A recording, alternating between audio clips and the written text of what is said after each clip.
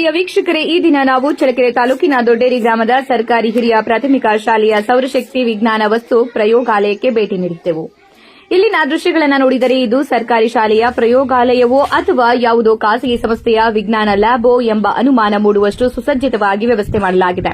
ಶಾಲೆಯ ಈ ಸೌರಶಕ್ತಿ ಆಧಾರಿತ ವಿಜ್ಞಾನ ಪ್ರಯೋಗಾಲಯದಲ್ಲಿ ಪಠ್ಯಪುಸ್ತಕಗಳಲ್ಲಿ ಇರುವ ವಿಷಯಗಳಿಗೆ ಸಂಬಂಧಿಸಿದಂತೆ ಅಗತ್ಯವಾದ ಹಲವು ಪ್ರಾಯೋಗಿಕ ಮಾದರಿಗಳು, ಉಪಕರಣಗಳು ಮತ್ತು ವಿಜ್ಞಾನ ಪ್ರಯೋಗಗಳನ್ನು ನೇರವಾಗಿ ನೋಡುವ ಹಾಗೂ ಮಾಡುವ ಅವಕಾಶ ವಿದ್ಯಾರ್ಥಿಗಳಿಗೆ ಲಭ್ಯವಾಗಿದೆ.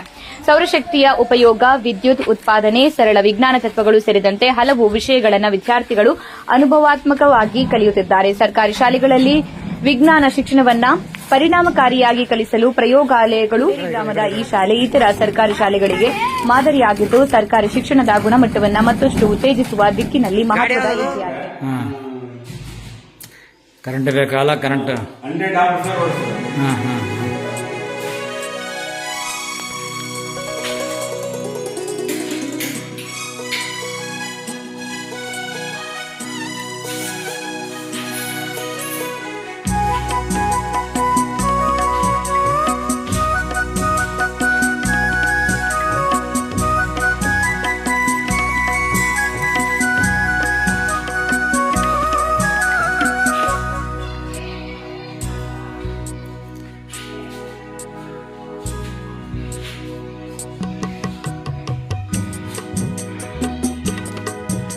ಆಕೃತಿಗಳನ್ನು 3 ಬಳೆ ಹಾಕಿದ್ವಿ, ಸಾವಿರಾರು ಬಳೆ ಕಾಣ್ತದೆ.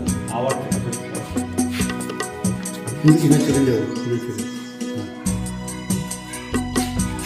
ಸೂಜಿನಿಂದ ಬಿಂಬಗ್ರಾಹಿ ಅಂತ ಅದೇ ಉಲ್ಟಾ ಕಾಣುತ್ತೆ. ಮರದಲ್ಲಿ ಈ ಸಿನಿಮಾ ಹೆಂಗೆ ತಾನೆ ಮಾಡ್ತಿರೋದು.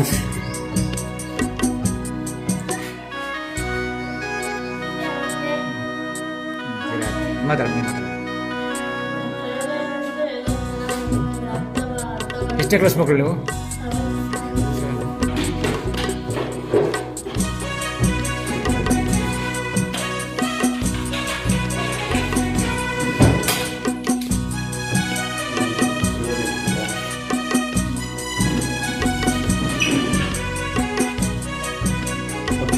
ಪಕ್ಷಿಗಳ ಹಾರಗಳಲ್ಲಿ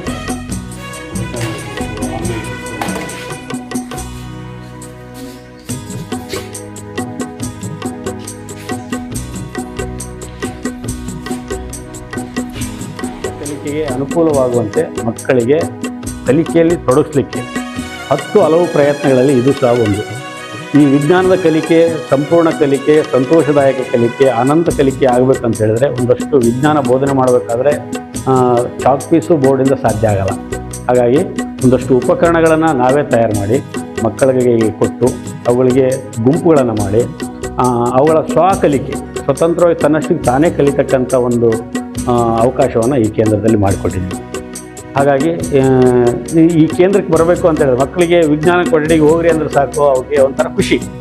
ಯಾಕಂದರೆ ಭಾಳಷ್ಟು ಉಪಕರಣಗಳಲ್ಲಿ ಅವ್ರ ಕೈಗೆ ಸಿಗೋದ್ರಿಂದ ಅವು ಖುಷಿಯಾಗಿ ವಿಜ್ಞಾನವನ್ನು ಕಲಿತವೆ. ಆಮೇಲೆ ಆಸಕ್ತಿ ಜಾಸ್ತಿ ಆಗುತ್ತೆ.